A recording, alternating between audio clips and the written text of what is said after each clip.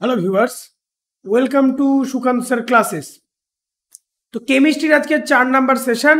আজকে ধাতু এবং অধাতু অর্থাৎ মেটাল এবং নন মেটালের ওপর বাছাই করা 20টি কোয়েশ্চেন বর্ণনা সহ অ্যান্সার নিয়ে আজকের আলোচনা হচ্ছে। রেগুলার তোমরা জানো রাত 8টা থেকে আমাদের সায়েন্সের সিরিজগুলো তোমরা পেয়ে যাচ্ছ। Physics, chemistry, biology alternate days করে থাকছে বাইলিঙ্গুয়ালি, ঠিক আছে। আর সমস্তটাই কিন্তু পিওয়াইকিউ আকারে হচ্ছে, অর্থাৎ প্রিভিয়াস ইয়ার কোয়েশ্চেন অ্যান্সার আকারে হচ্ছে, যেগুলো আপকামিং 2024-এ তোমাদের সমস্ত গভর্নমেন্ট জব এক্সামের জন্য ইম্পর্টেন্ট। যেমন WBP with KP, railway, PSC সমস্তটাই কিন্তু কভারেজ দেবে, ঠিক আছে। আমাদের ক্লাস রুটিনটা একবার দেখে নাও।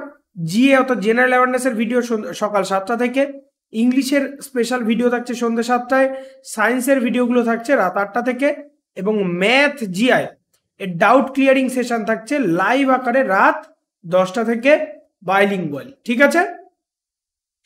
চলে আসো আজকের 1 নাম্বার কোয়েশ্চেন। কি বলা হচ্ছে? ধাতু এবং অধাতুগুলির মধ্যে মধ্যবর্তী বৈশিষ্ট্যগুলিকে মেটালয়েড পদার্থ বলে। তাহলে মেটালয়েড কাকে বলে? দেখো প্রশ্নের মধ্যেই বলে দিয়েছে। মেটালয়েড কাকে বলা হয়? মেটালয়েড বলা হয় যে সমস্ত পদার্থগুলির মধ্যে ধাতু এবং অধাতু উভয় বৈশিষ্ট্যই থাকছে। তাহলে এদের মধ্যে নিচের কোনটি মেটালয়েড? কার্বন, তামা, আয়োডিন নাকি জার্মেনিয়াম? তো সঠিক উত্তর আমাদের হয়ে যাচ্ছে জার্মেনিয়াম, ঠিক আছে। এর সঙ্গে সঙ্গে দেখে নাও বর্ণনাতে আরো কতগুলো মেটালয়েড হচ্ছে boron, silicon, germanium, arsenic, antimony, tellurium, এইগুলো সাধারণত মেটালয়েড হিসাবে স্বীকৃতি পেয়েছে। ওকে, মানে ধাতু এবং অধাতু দুটোর বৈশিষ্ট্যই বর্তমান থাকে। চলে আসো পরের কোশ্চেনটা, অর্থাৎ 2 নাম্বার কোশ্চেনটাই বলেছে নিচের কোনটি সৌরকোষে অর্ধ পরিবাহী হিসাবে সবচেয়ে বেশি ব্যবহৃত হয়? ZnSi, GaAs, GeAs নাকি ZmTe? তো সঠিক উত্তর আমাদের হয়ে যাচ্ছে এখানে GaAs, ঠিক আছে। এখানে কিন্তু দুটো আলাদা আলাদা মৌল একসঙ্গে রয়েছে।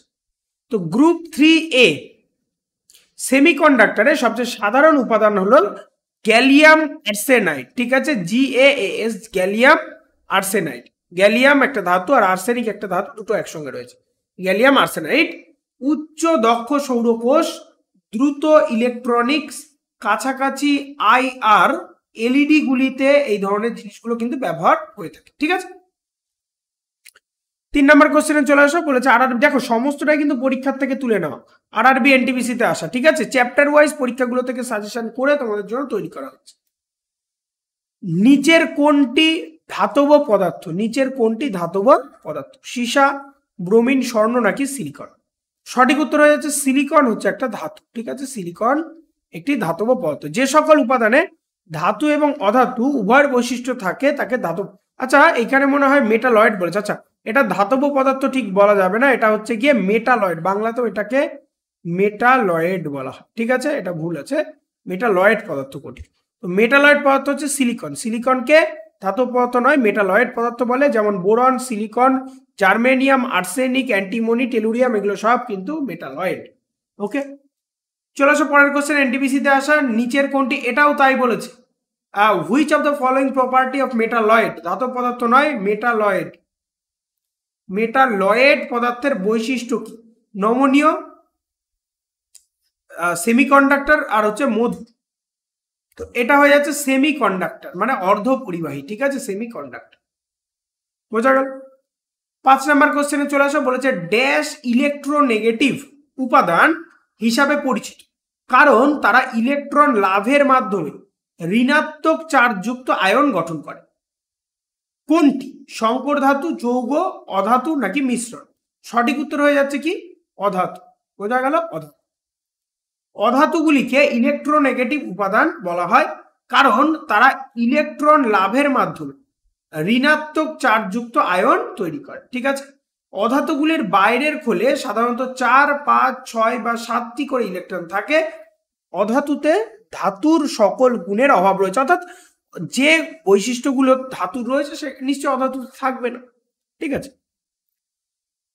তো চলে আসো 6 নাম্বার কোশ্চেন। দেখো গ্রুপ ডি 2018-তে আসা। বলেছে ড্যাশ প্রকৃতির ইলেকট্রো ইতিবাচক, dash is electro positive in nature. কোনটি ইলেকট্রো পজিটিভ?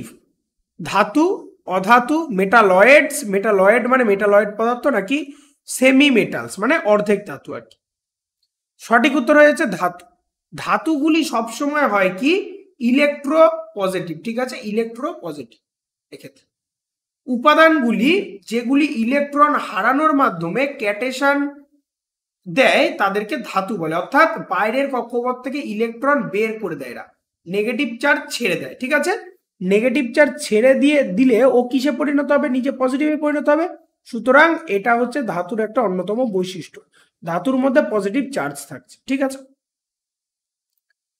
চলে আসো 7 নম্বর কোশ্চেনে, বলেছে নিচে দেওয়া 4টি শব্দের মধ্যে 3টি কোনো না কোনো ভাবে অভিন্ন, যখন একটি ভিন্ন, কোনটি ভিন্ন, মানে 3টে একই রকম আছে একটা ভিন্ন আছে, নিচের কোনটি? জার্মেনিয়াম, সিলিকন, পটাশিয়াম আর গ্যালিয়াম। সঠিক উত্তর হচ্ছে পটাশিয়াম, সঠিক উত্তর হচ্ছে পটাশিয়াম। কারণ এইগুলো জার্মেনিয়াম, সিলিকন, গ্যালিয়াম, ঠিক আছে, এইগুলো হচ্ছে জার্মেনিয়াম, সিলিকন, গ্যালিয়াম, এই পদার্থগুলি পর্যায় সারণীতে পি ব্লক। আমরা জানি 4টে ব্লক আছে, S block, P block, D block আর হচ্ছে এফ ব্লক।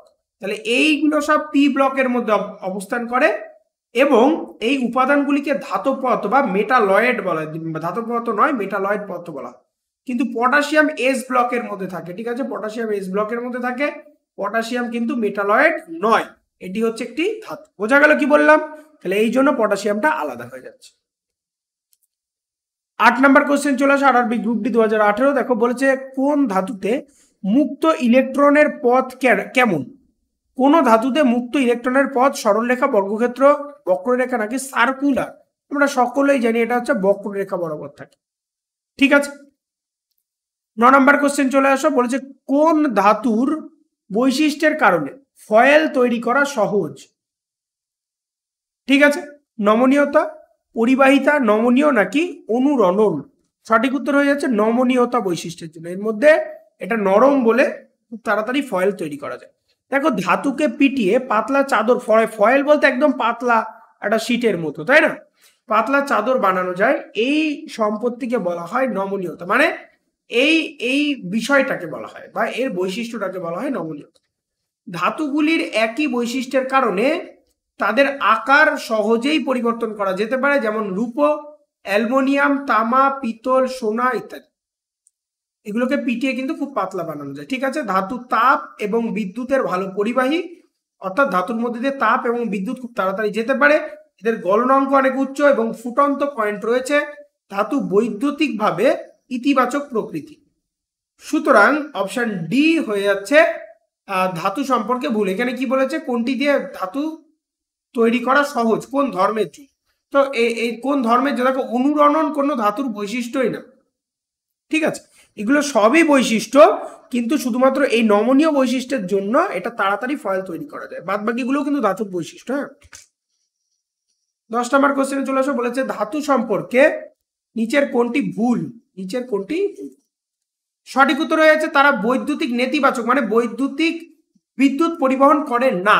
এটা তো ধাতুর বৈশিষ্ট্য নয়, কারণ ধাতু খুব ভালোভাবে তাপ এবং তড়িৎ পরিবহন করে, ঠিক আছে, পরিবহন করে। 11 নম্বর কোশ্চেনে চলে আসো, বলে দিয়েছে ধাতু পাওয়া যায় ড্যাশের প্রকৃত অবস্থা। ধাতু পাওয়া যায় ড্যাশের প্রকৃত অবস্থায়, অন্যান্য ধাতুর সাথে মিশ্রণ হিসাবে, মুক্ত রাষ্ট্রে মানে মুক্ত স্টেটে, অধাতুর মিশ্রণ হিসাবে, যৌগের সাথে মিশ্রণ হিসাবে। তো সঠিক উত্তর আমাদের কি হয়ে যাচ্ছে? মুক্তভাবে ধাতু পাওয়া যায়। বোঝা গেল? 12 নম্বর কোশ্চেনে চলে আসো, ড্যাশের প্রকৃতি বৈদ্যুতিকভাবে ইতিবাচক। ড্যাশের প্রকৃতি বৈদ্যুতিকভাবে ইতিবাচক। ধাতু, অধাতু, আধা ধাতু নাকি উপধাতু? সঠিক উত্তর হয়ে যাচ্ছে ধাতু। ধাতুর বৈশিষ্ট্য কি? ইতিবাচক, ঠিক আছে, বৈদ্যুতিকভাবে ইতিবাচক, অর্থাৎ বিদ্যুৎ পরিবহন করে আর কিছু। 13 নম্বর কোশ্চেনে চলে আসে, দেখো গ্রুপ ডি 2018-তে রয়েছে, বলেছে নিচের কোনটি ধাতুর ভৌত সম্পত্তি নয়? ঠিক আছে, physical property of non metal, মানে ধাতুর মানে বৈশিষ্ট্য নয়। শুধুমাত্র কঠিন অবস্থা, নমনীয় এবং নরম নয়, তাপ এবং বিদ্যুতের নিরোধক, গলনাঙ্ক এবং স্ফুটনাঙ্ক নিম্ন। সঠিক উত্তর হয়ে যাচ্ছে শুধুমাত্র কঠিন অবস্থায়। নিচের কোনটি অধাতুর বলেছে which of the following not physical property of non metal? অধাতুর ক্ষেত্রে বৈশিষ্ট্য না কোনটা? তো এটা হচ্ছে অধাতুর ক্ষেত্রে বৈশিষ্ট্য না। অধাতুর ভৌত বৈশিষ্ট্যগুলো একবার করে দেখে নাও। অধাতু হলো বিদ্যুৎ এবং তাপের কুপরিবাহী। খারাপ পরিবাহী বলতে কুপরিবাহী। তারা ভঙ্গুর প্রকৃতির হয়। কঠিন, তরল এবং গ্যাস এই তিনটি অবস্থাতেই অধাতু পাওয়া যায়। তাদের নমনীয়তা এবং এই বৈশিষ্ট্যটা নেই, ঠিক আছে। তাদের কম গলে যাওয়া এবং ফুটন্ত পয়েন্ট রয়েছে।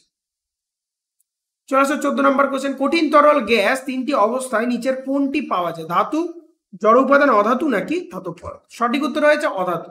নন মেটালগুলিকে, নন মেটাল এগুলো সব পাওয়া যায় হচ্ছে গিয়ে তোমার অধাতু।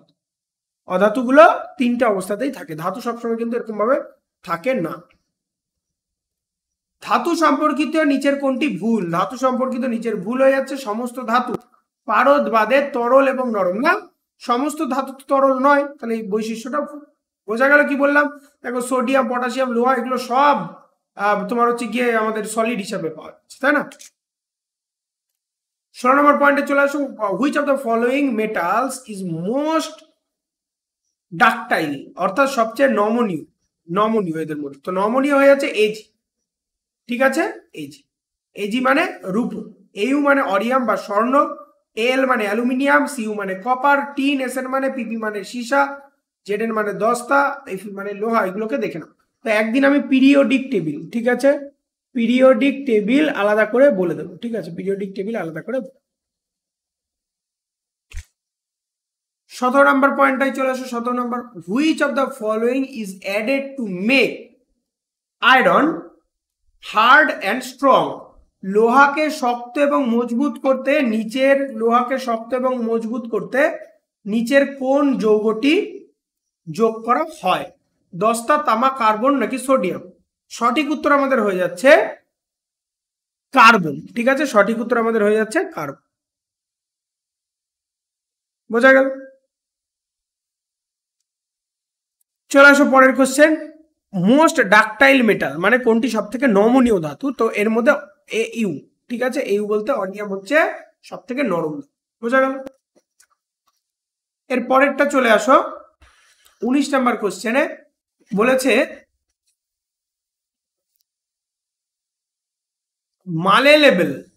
মালেলেবেল এর গুণমান বোঝায় ধাতু, ধাতু গ্যাস নাকি অধাতু যৌগ? সঠিক উত্তর হয়ে যাচ্ছে এটা হয়েছে একটি ধাতু। বোঝা গেল?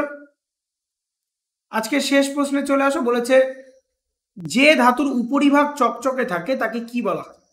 নমনীয়, কঠোর, নমনীয়তা নাকি ধাতব দীপ্তি? তো সঠিক উত্তর হয়েছে ধাতব দীপ্তি।